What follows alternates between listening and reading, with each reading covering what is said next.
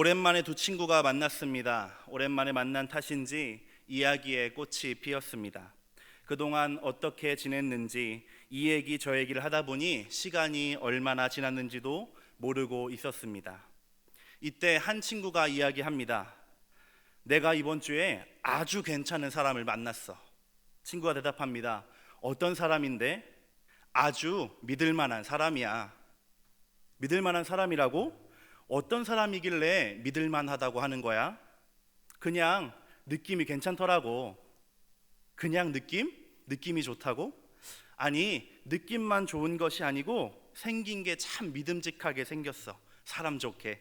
거짓말 못하고 딱 그 법 없이 살 것처럼 생겼더라니까. 우스우시죠? 이 험한 세상을 참 해맑게 사는 사람인 것 같습니다. 또 다른 이야기가 있습니다. 예수님과 제자들이 예루살렘을 나온 뒤에 있었던 일입니다. 베다니를 지나던 예수님께서 열매 없는 무화과 나무를 저주하셨습니다. 이튿날 저주하신 무화과 나무가 뿌리부터 마른 것을 보고 베드로가 질문합니다. 선생님, 어제 저주하신 무화과 나무가 바짝 말라버렸습니다. 예수님께서 말씀하십니다. 하나님을 믿으라. 선문답도 아니고 무화과 나무를 묻는 질문에 예수님은 대뜸 하나님을 믿으라고 대답하신 것입니다. 언뜻 상관이 없어 보이는 이 두 이야기를 연거푸 들려드린 것은 두 이야기에 공통점이 있기 때문입니다. 오늘 말씀은 마가복음 11장의 무화과 나무의 이야기를 통해서 믿음에 대해 함께 말씀을 나눠보려고 합니다. 이해하기 어려운 예수님의 행동과 말씀의 의미는 무엇인지를 살펴보며 오늘 우리에게 기대하시고 요구하시는 하나님의 뜻을 발견하는 시간이 되기를 소망합니다. 함께 나눌 말씀의 제목은 하나님을 믿으라입니다. 이 저녁 하나님과 예배를 사모하여 주님 전에 나오신 여러분에게 하나님 아버지와 우리 주 예수님께서 주시는 은혜와 평강이 넘치시기를 간절히 소망합니다. 예수님께서 온 세상을 구원하시기 위한 십자가를 위해 예루살렘에 입성하셨습니다. 사람들은 나귀를 타신 예수님을 보며 호산나 하고 환영을 했습니다. 다음 날 베다니에서 주무신 예수님은 다시 예루살렘으로 발걸음을 옮기셨습니다. 마태복음에는 이른 아침이라고 기록되어 있습니다. 아침 새벽부터 길을 떠난 예수님께서 배가 고프셨나 봅니다. 마침 앞에 있던 무화과 나무를 보시고는 무엇인가를 기대하시며 다가가셨습니다. 그런데 잎사귀를 헤쳐보았지만 아무것도 발견할 수 없었습니다. 그러자 갑자기 예수님께서 말씀하십니다. 이제부터 영원토록 사람이 내게서 열매를 먹지 못하리라.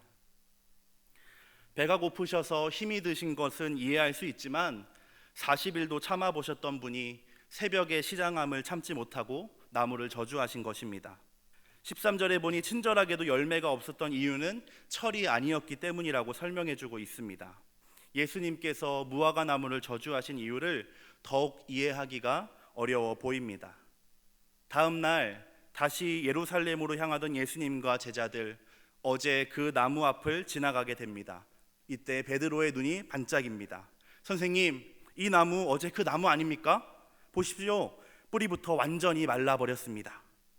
마치 범인이 현장에 다시 돌아오듯 바로 그 무화과 나무를 다시 찾으신 것을 보니 어쩌면 예수님께서는 사실 우리가 알지 못하는 고약한 취미가 있었던 것일지 모르겠습니다. 베드로의 질문을 들은 예수님은 말씀하십니다. 본문 21절의 말씀인데요, 다 함께 읽도록 하겠습니다. 예수께서 그들에게 대답하여 이르시되 하나님을 믿으라. 다시 한번 읽어보겠습니다. 예수께서 그들에게 대답하여 이르시되 하나님을 믿으라. 아멘. 하나님을 믿으라. 오늘 제목과도 같은 한 문장입니다. 하나님을 믿으라는 이 말씀은 오늘의 이야기들을 관통하는 핵심 문장입니다. 짧은 한 문장의 말이 본문 전체를 이해하는 데 도움을 주고 각각의 이야기들을 하나로 연결해 주기 때문입니다. 이 말씀을 잘 살펴보면 예수님의 성품과도 맞지 않고 상황과도 맞지 않는 이야기들을 이해할 수가 있습니다. 이어지는 산이 바다에 던져지리라는 말씀의 뜻도 알 수 있습니다. 마지막에 나오는 용서에 관한 가르침도 이 문장을 통하면 그 의미를 알 수 있게 됩니다. 하나님을 믿으라. 함께 고백해 보겠습니다. 하나님을 믿으라. 먼저 이 무화과나무 사건을 이해하기 위해서는 마가복음 11장의 내용을 살펴보아야 합니다. 예수님께서 아무 이유 없이 말씀하시고 행동하신 것이 아닐 것이 분명하기 때문입니다. 마가복음 11장은 예루살렘 입성으로 시작합니다. 다음은 열매 없는 무화과나무를 저주하신 일입니다. 그리고 성전에 들어가셔서 장사꾼의 소굴로 변한 성전을 깨끗하게 하십니다. 그 후에 오늘의 본문인 20절부터 25절이 등장합니다. 예루살렘 입성, 무화과나무 저주, 성전 청결 사건, 그리고 오늘의 본문 순서입니다. 마가복음 11장은 고난주간 십자가 직전에 있었던 일들을 기록하고 있습니다. 예수님께서 3년의 공생애를 마칠 때가 되었다는 것입니다. 떠날 준비를 하실 때가 된 것입니다. 그 준비에는 당연히 제자들과의 이별도 포함되어 있었습니다. 그동안 동고동락했던 제자들과 헤어질 때가 가까이 온 것입니다. 예수님은 제자들이 명심해야 하는 것들, 꼭 기억해서 지켜야 하는 것들을 마지막으로 가르치기 원하셨습니다. 이 가르침을 위해서 무화과나무가 사용된 것입니다. 제자들과의 이별을 앞둔 예수님의 첫 번째 가르침은 믿음에 대한 것이었습니다. 성도 여러분, 믿음이란 무엇일까요? 믿음을 무엇이라고 생각하시나요? 서두에 말씀드린 두 친구의 이야기처럼 느낌이 좋아 믿는 것이 믿음일까요? 아니면 좋아 보이면, 생긴 것이 믿음직해 보이면 믿게 되는 것일까요? 예수님께서 오늘 저와 여러분 또한 제자들에게 가르치시는 믿음은 그것과는 분명히 달라 보입니다. 왜냐하면 믿으라 라는 말 앞에 붙어 있는 세 글자 때문입니다. 바로 하나님입니다. 예수님께서 가르치기 원하셨던 믿음은 하나님을 믿는 믿음, 하나님에 대한 믿음이었습니다. 하나님을 믿으라. 믿음에서 중요한 것은 믿는 것 자체가 아니라 누구를 믿느냐, 내가 믿는 믿음의 대상이 누구인가가 중요하다는 것이었습니다. 사랑하는 성도님들, 하나님을 믿으시길 바랍니다. 그렇다면 우리의 믿음의 대상이신, 우리가 믿음으로 고백하는 하나님은 어떤 분이십니까? 고린도전서 13장 13절입니다. 주 예수 그리스도의 은혜와 하나님의 사랑과 성령의 교통하심이 너희 무리와 함께 있을지어다. 아멘. 삼위일체 하나님이십니다. 지난 한 달 동안 목사님 말씀을 통하여 배웠습니다. 우리가 믿는 분이며 신앙 고백의 대상이신 하나님은 천지를 창조하신 분이며 우리의 아버지이십니다. 또한 우리를 죄와 사망에서 구원하여 주신 성자 그리스도 예수님입니다. 또한 하나님의 지혜이시며 능력이신 하나님의 영 성령님께서 우리의 믿음의 대상이신 하나님인 줄 믿습니다. 그렇습니다. 예수님께서는 제자들을 가르치시길 원했습니다. 또한 믿음을 이어받아 지금 말씀을 듣고 있는 저와 여러분, 우리들에게도 동일하게 말씀하고 계십니다. 믿어야 한다. 그런데 누구를 믿는지가 중요하다. 너희는 하나님을 믿어야 한다. 아멘. 예수님께서 가르치시는 믿음은 내가 믿는 분이 누구인지를 분명히 아는 데서 출발하는 믿음입니다. 기초가 바르고 튼튼하게 세워지는 믿음입니다. 이 기초가 없으면 무화과나무처럼 믿음도 뿌리부터 말라서 죽을 수밖에 없습니다. 제자리가 아닌 곳에 뿌리 내렸기 때문입니다. 사랑하는 성도님들, 하나님을 믿으시길 바랍니다. 느낌이 좋아서 믿어보니 나쁠 것이 없어 보여서 믿는 것이 아니라 나의 하나님이 사랑하시는 하나님, 창조주이시며 구원자, 지혜와 능력이 되시는 하나님이심을 확신하기 때문에, 그 하나님이 믿어졌기 때문에 믿는 저와 여러분 되시길 바랍니다. 식물은 뿌리를 내리면 자라게 되어 있습니다. 가지가 자라고 열매를 맺게 됩니다. 바른 곳에 뿌리를 내리면 가지는 뻗어 자라게 되고 열매가 맺히는 것은 당연한 이치입니다. 이것은 믿음도 마찬가지입니다. 믿음 나무의 뿌리가 하나님께 뿌리 내리면 가지가 자라나고 열매가 맺힙니다. 저와 여러분의 믿음이 뿌리 내린 곳, 내려야 할 곳은 어디입니까? 바로 하나님입니다. 이제 믿음의 나무가 뿌리를 내렸습니다. 어떤 가지가 자라게 될까요? 본문 23절과 24절의 말씀입니다. 본문 23절과 24절 함께 읽도록 하겠습니다. 내가 진실로 너희에게 이르노니 누구든지 이 산더러 들리어 바다에 던져지라 하며 그 말하는 것이 이루어질 줄 믿고 마음에 의심하지 아니하면 그대로 되리라. 그러므로 내가 너희에게 말하노니 무엇이든지 기도하고 구하는 것은 받은 줄로 믿으라. 그리하면 너희에게 그대로 되리라. 아멘. 믿음의 나무가 하나님께 뿌리 내릴 때 자라나는 가지는, 믿음의 나무가 하나님께 뿌리 내릴 때 자라나는 가지는 기도입니다. 함께 고백해 보겠습니다. 믿음 나무의 가지는 기도입니다. 예수님의 두 번째 가르침이기도 합니다. 믿음을 가르치신 예수님께서 제자들에게 기도를 가르치시기 시작합니다. 누구든지 의심하지 않고 산을 향해 땅에서 들려 바다에 빠지라고 하면 그대로 될 것이다. 그러므로 무엇이든지 기도하고 구한 것은 받은 줄로 믿어라. 믿으십니까? 그러면 이 시간 다 함께 기도해 보도록 하겠습니다. 하나님 아버지, 분성산이 낙동강에 빠질 줄 믿습니다. 한 번 더 기도해 볼까요? 하나님 아버지, 6자리를 보여 주시옵소서. 이번 주 로또 번호를 주실 줄 믿습니다. 예수님의 말씀이 아마도 이런 의미였다면 매 순간마다 온 세계의 지형이 변하고 땅 위에 산이라는 산은 남아나지 않았을 것입니다. 로또 1등이 되어보지 못한 사람은 없을 것이고 원하는 것을 갖지 못한 사람은 바보라고 놀림받을 것입니다. 정말로 이런 것이 예수님께서 가르쳐 주시는 기도일까요? 본문의 주님께서는 이렇게 말씀하십니다.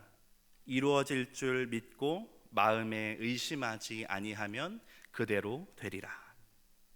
이루어질 줄 믿고 마음에 의심하지 아니하면 그대로 되리라. 아멘. 믿음나무의 가지는 기도라고 했습니다.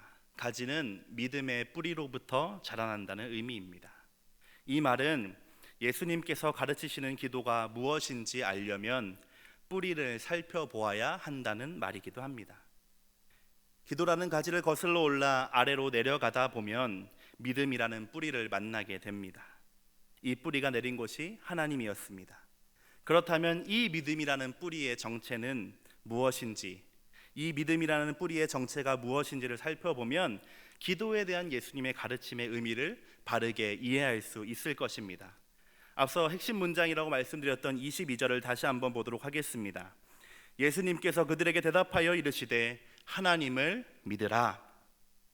개역개정 성경에 하나님을 믿으라라고 되어 있는 이 말은 헬라어로 직역하면 하나님의 믿음을 가져라입니다.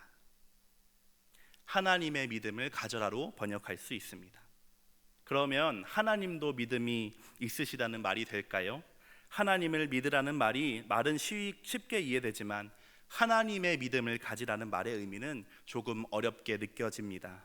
하나님의 믿음, 어떤 뜻일까요? 시간도 있기 전 태초에 하나님께서 말씀하셨습니다. 빛이 있으라. 말씀하신 그대로 빛이 정말로 생겨났습니다.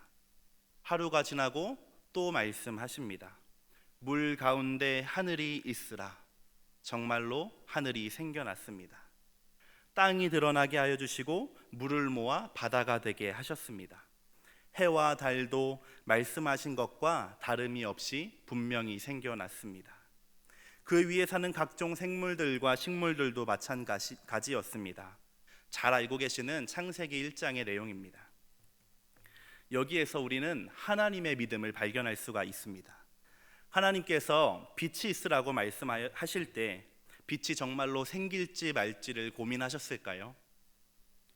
땅과 물을 가르실 때 뜻하신 대로 나눠지지 않으면 어쩔까 걱정하셨을까요?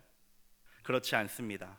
의심하지도 염려하지도 않으셨습니다. 왜냐하면 그대로 될 것이 분명했기 때문입니다. 이것이 오늘 본문에 주님께서 말씀하고 계시는 하나님의 믿음입니다. 사랑하는 성도 여러분, 예수님께서 우리에게 가르치기 원하는 기도의 모습, 기도의 태도가 바로 이것입니다. 기도하되 이루어질 줄 믿고 의심하지 않는 것, 구하는 것은 이미 주신 줄로 확신하는 것, 나의 기도를 들으시고 응답하는 분이 전능하신 하나님이시기 때문에 흔들리지 않는 것, 그것이 주님께서 원하시는 기도의 모습인 줄 믿습니다. 때때로 하나님께서 믿음을 주셔서 기도할 때가 있습니다. 기도하는 그 순간 정말로 눈에 보이는 것처럼 이루어졌다라고 믿어지는 순간입니다. 말 그대로 믿게 하셔서 믿어지는 순간입니다.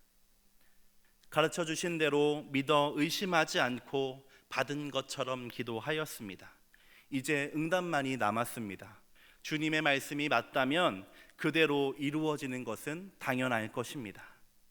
그런데 여기에서 문제가 발생합니다. 가르쳐 주신 대로 믿고 기도하였지만 기도의 내용은 이루어지고 응답되기까지 우리는 결코 알 수도 이해할 수도 없는 시간이 존재하기 때문입니다.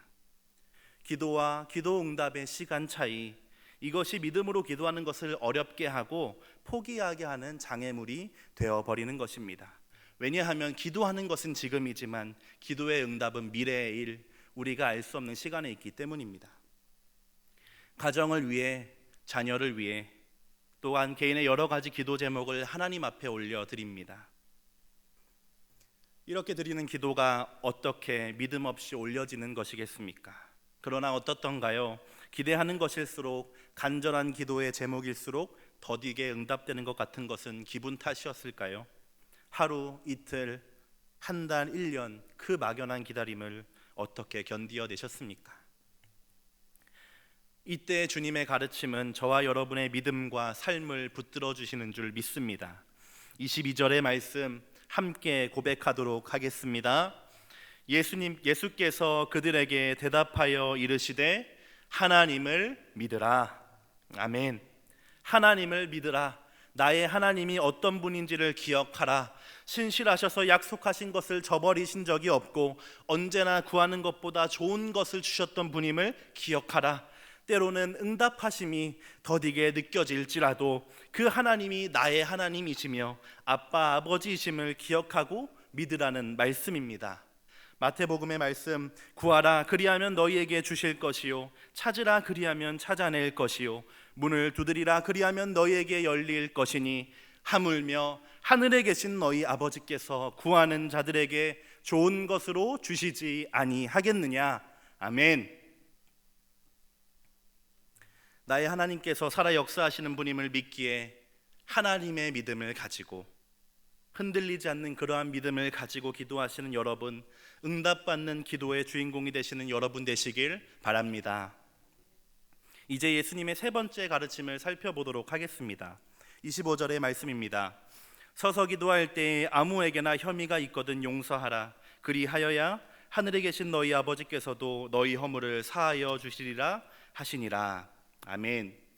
용서는 하나님에 대한 믿음과 흔들리지 않는 믿음으로 드리는 기도를 가르치신 예수님, 하나님에 대한 믿음과 흔들리지 않는 믿음으로 드리는 기도를 가르치신 예수님의 마지막 수업 내용입니다. 주님께서는 이 가르침을 통하여 앞으로 선생 없이 살아가야 할 제자들에게 믿음으로 산다는 것이 어떤 것인지를 알려주고자 하시는 것입니다. 바로 믿음의 목적지가 무엇인지를 알려주고 계시는 것입니다. 본문이 말하는 용서의 대상은 혐의가 있는 사람입니다. 다른 번역에서는 서로 마음 상한 일이 있는 사람이라고 그 대상을 분명하게 알려주고 있습니다. 사회적으로 지탄받을 만한 사람을 용서하라는 것이 아닙니다. 그 전에 먼저 용서하고 해결하고 화목하게 되어야 할 관계가 있다는 말씀입니다. 서로의 마음이 상할 만큼 가까운 사람을 용서하라는 말씀입니다. 주님께서 말씀하신 용서의 범위가 아주 일상적인 영역이라는 뜻입니다. 믿음 뿌리가 기도라는 가지가 되었습니다. 뿌리가 바른 곳에 내려졌다면 그 가지에서 반드시 열매가 맺히게 됩니다. 믿음의 나무가 맺게 되는 열매, 믿음의 목적지가 바로 용서입니다. 기도의 열매, 믿음의 열매가 용서인 이유가 있습니다. 예수님께서 사랑하는 제자들에게 믿음을 가르치시면서 용서를 말하시는 이유가 있습니다. 하나님을 믿는 믿음도, 지형을 바꿀 만한 대단한 기도도 결국에 맺어야 할 열매는 거창한 것이 아니라는 것입니다. 하나님을 믿는 믿음도, 지형을 바꾸는 위대한 기도도 결국에는 그것이 맺어야 할 열매가 거창한 것이 아니라는 것입니다. 단지 하나님께서 나를 사랑하신 것처럼 이웃을 사랑하고, 하나님께서 나를 용서하신 것처럼 함께하는 사람을 용서하는 일, 결코 대단하지 않게 보이고 작게 보일지라도 그것이 하나님이 우리에게 요청하시는 믿는 자의 삶, 믿음의 모습이기 때문입니다. 대단한 사람이 되어서 남들에게 인정받는 것이 하나님께 영광이 되는 것이라 생각하던 때가 있었습니다. 그러나 조금씩 하나님을 만나며 알게 된 것은 하나님께서 기뻐하시는 삶의 모습이 내 생각과는 조금 다르다는 것이었습니다. 하나님께서 정말로 원하시는 삶의 모습, 하나님께서 바라시는 믿음의 모습은 아주 보잘것없는 저의 일상이었습니다. 주어진 삶에 감사하며 배운 대로 살기 위해 애쓰는 오늘 잘해도 내일 넘어질 것이 분명한 연약한 인생이기 때문에 하나님을 의지하는 것이 하나님을 믿으라는 말씀의 의미였습니다. 믿기만 하는 것이 아니라, 기도만 하는 것이 아니라 그 믿음과 기도를 매일의 삶에서 용서로, 사랑으로 실천하며 사는 것이 믿음의 열매였던 것입니다. 지금까지 마가복음 11장에 말라버린 무화과 나무를 통해 예수님께서 제자들에게 가르치셨던 믿음, 오늘 저와 여러분이 살아가야 할 믿음의 모습에 대하여 나누었습니다. 먼저 예수님께서 가르치신 믿음은 믿는 대상을 분명하게 아는 믿음입니다. 우리의 믿음은 그저 믿는 것이 아니라 나의 하나님이 전능하신 창조주이시며 구원하시는 분, 지금도 우리와 함께 하시는 분임을 믿는 믿음입니다. 이 기초가 분명해야 주님께서 찾으시는 열매 맺는 나무가 될 수 있습니다. 하나님이라는 기초 위에 뿌리 내린 나무는 기도라는 가지로 이어지게 됩니다. 그렇기 때문에 믿음으로 드리는 기도는 하나님과 같이 이루어질 것을 의심하지 않는 기도입니다.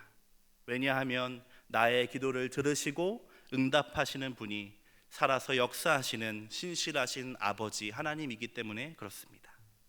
이제 이 믿음의 나무가 맺어야 할 열매가 있습니다. 용서입니다. 하나님께서 세상을 사랑하시고 용서하신 것과 같이 믿음이 있는 사람, 기도하는 사람은 반드시 용서하는 사람이 되어야 합니다. 또한 이 용서에 대한 가르침은 우리의 믿음의 영역이 매일 반복되고 있는 아주 작고 소소한 일상이라는 것을 알려주고 있습니다. 때로는 초라해 보이기까지 하는 저와 여러분의 삶이야말로 하나님께서 찾으시는 열매이며 기뻐하시는 예배인 줄 믿습니다. 사랑하는 성도님들, 오늘을, 지금을 하나님께 올려드리는 여러분 되시길 바랍니다. 가정과 직장과 일터, 교회에서 사소하게 반복되는 순간들을 믿음으로 살아내며 하나님께 올려드리는 저와 여러분 되기를 바랍니다. 그러한 삶의 모습이 우리가 기도하는 사람임을, 또한 우리의 믿음이 바르게 뿌리 내리고 있다는 것을 나타내는 증거가 될 것입니다. 아멘. 기도하겠습니다.